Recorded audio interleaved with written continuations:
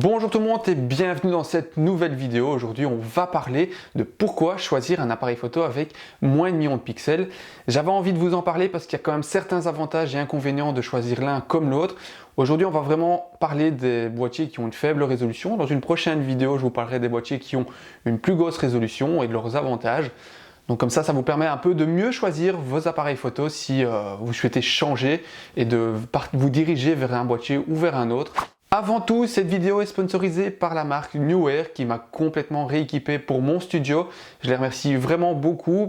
Ils ont vraiment des produits de très bonne qualité, je trouve, à un prix vraiment intéressant. Je vous invite à aller faire un petit tour sur leur site ou sur leur lien Amazon directement, qui vous permettra de voir leurs produits qu'ils ont. Et c'est intéressant aussi pour les photographes qui font de la photo macro. Par exemple, ils ont des éclairages bien dédiés. Ou si comme moi, vous faites des vidéos sur YouTube ou du vlog, ça vous permet d'avoir quand même des équipements relativement de bonne qualité pour un prix vraiment très correct. Et encore une fois, je les remercie pour ce cadeau de fin d'année, on va dire en soi. Voilà, on parle souvent de résolution et de mégapixels. C'est quoi exactement? Un pixel, c'est vraiment la cellule, le photosite qui va capturer le rayon lumineux qui vient de votre objectif et qui va retranscrire ça de façon numérique sur votre appareil photo.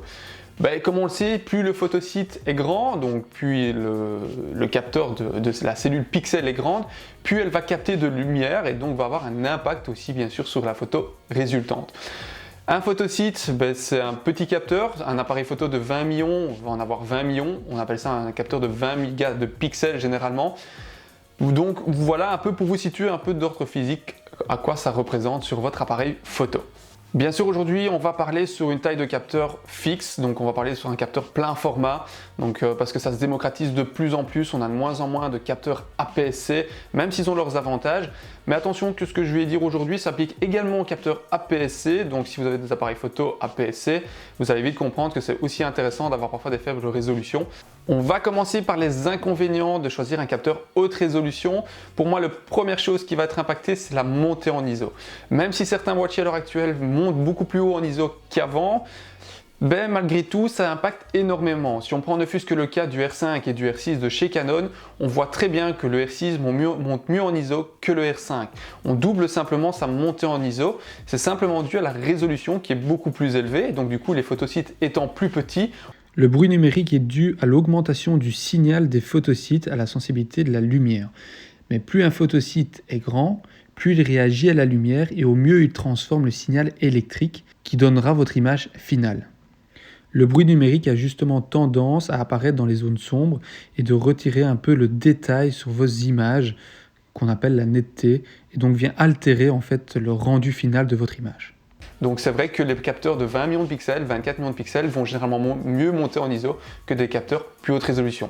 Certes, certaines marques arrivent à faire des capteurs de plus en plus performants à ce niveau-là, malgré la haute résolution, notamment Sony et Nikon qui travaillent vraiment bien ce type de capteur.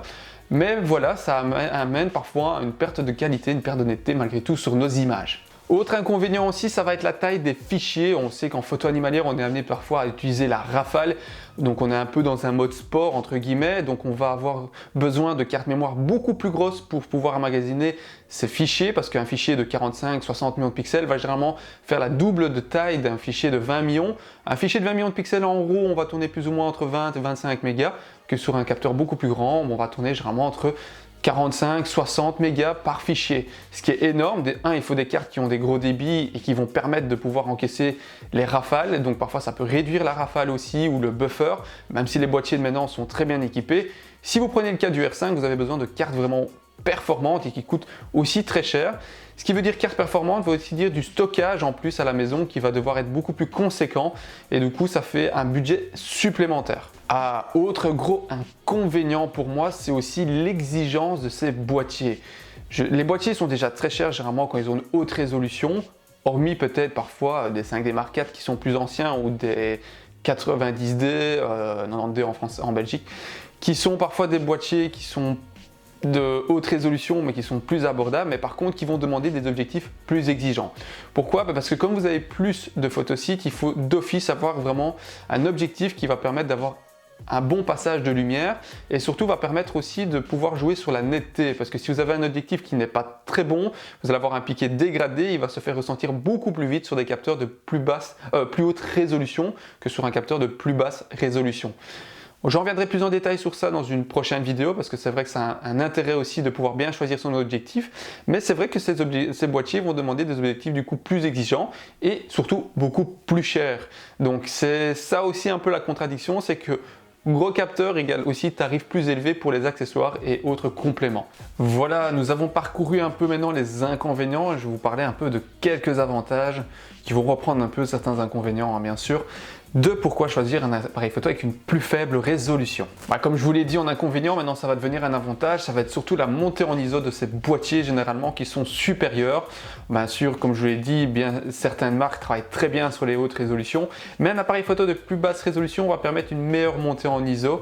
Moi je l'ai constaté principalement même avec le R6, on sent relativement qu'il monte mieux en ISO, et quand vous regardez des capteurs comme des boîtiers comme un DX, un DX Mark II, Mark III et même le nouveau R3 qui ont vraiment des montées en ISO qui sont extrêmement folles, mais c'est grâce aussi aux petits capteurs. C'est pour ça que Canon fait encore le choix de travailler sur des capteurs de plus petite résolution qui permet parfois aussi de monter plus en ISO. Je suis sûr que certains boîtiers qui vont suivre vont avoir des capteurs plus hauts aussi, mais je pense qu'on restera toujours sur une certaine limite de 30-35 millions de pixels au grand maximum.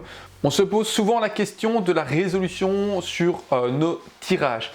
Certes, ça va avoir un impact, mais comme beaucoup d'entre nous, je pense, on a tendance déjà à regarder nos images sur des smartphones, sur des écrans PC, et de temps en temps, vous faites des tirages un peu comme moi, pour soit vous ou pour des clients. Mais généralement, on n'excède pas une certaine taille de tirage, et je vais vous dire honnêtement, 20 millions de pixels, c'est largement suffisant. La seule différence qu'un capteur haute résolution aura comme avantage, c'est vraiment si vous croppez énormément dans vos images. Mais si vous êtes comme moi je croppe extrêmement peu dans mes images, j'essaie que mes photos soient déjà bonnes à l'affût, à la prise de vue, ce qui est important de travailler vraiment vos images sur le terrain avant de tout faire sur le PC. Donc pour moi, 20 millions de pixels, honnêtement, c'est largement suffisant pour faire des tirages même de 1 mètre sur 70 ou même parfois 1 mètre 50 sur plus. Donc honnêtement, j'ai vu des photos qui étaient sorties d'un capteur 20 millions de pixels sur des tirages extrêmement grands et on avait largement de détails. Donc c'est pas vraiment important de choisir des capteurs haute résolution, sauf si vous avez tendance à cropper dans vos images. Donc n'ayez pas peur, vous pouvez franchement aller sur des capteurs de 20-24 millions de pixels sans souci, même si vous avez l'envie de faire des tirages assez grands, il y aura largement de la marge pour pouvoir faire vos impressions. Autre avantage aussi d'un capteur de plus faible résolution, c'est qu'il va avoir un impact sur le flou de bouger. On pourrait dire que c'est un peu bête, parce que maintenant les capteurs sont stabilisés pour certains, mais effectivement les hautes résolutions ont tendance à générer parfois plus vite un flou de bouger sur vos images, vu que le pixel est beaucoup plus petit, il va moins tolérer le mouvement du boîtier ou du tremblement par rapport au rayon de lumière, parce qu'il aura moins de surface pour s'y appliquer, et donc du coup c'est physique, c'est simplement physique. Plus on a de la résolution, plus un flou de bouger peut être visible sur le capteur, même parfois une simple vibration. Moi j'ai parfois des photos qui sont prises à 1 millième de seconde où malgré tout j'ai un flou légèrement de bouger sur l'image. C'est parfois assez frustrant. Par contre un capteur de plus faible résolution va mieux tolérer ce flou de mouvement et donc va parfois permettre d'avoir des vitesses plus basses simplement.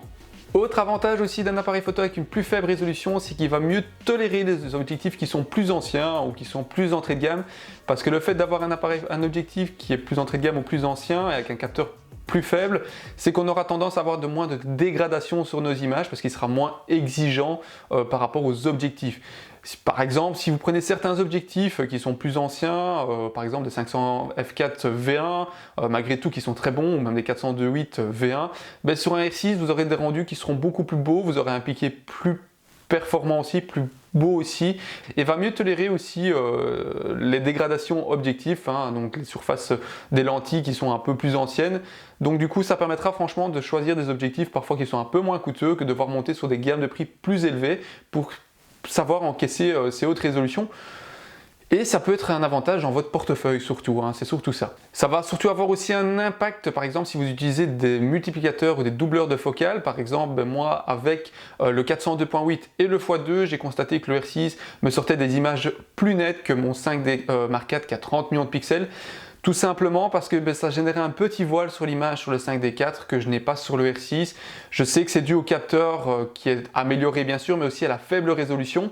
parce que honnêtement, même avec le R5, j'avais ce voile qui arrivait, qui dégradait un tout petit peu l'image, hein. Ça n'a pas une perceptible, mais ça se voit légèrement quand vous croppez dans l'image, on a un piqué qui est moins prononcé. Donc du coup, on voit que la résolution du capteur va jouer sur bien sûr, ces accessoires supplémentaires. Comme je vous ai dit, je ferai une vidéo qui sera sur le choix d'un capteur de plus haute résolution avec ses avantages et inconvénients également, mais je vous donnerai d'autres arguments, vous allez vite comprendre parfois le choix de l'un ou de l'autre et qu'il est vraiment important de les prendre en considération pour un futur achat. Bref, j'espère que cette vidéo vous aura plu, on se retrouve très prochainement dans une autre vidéo.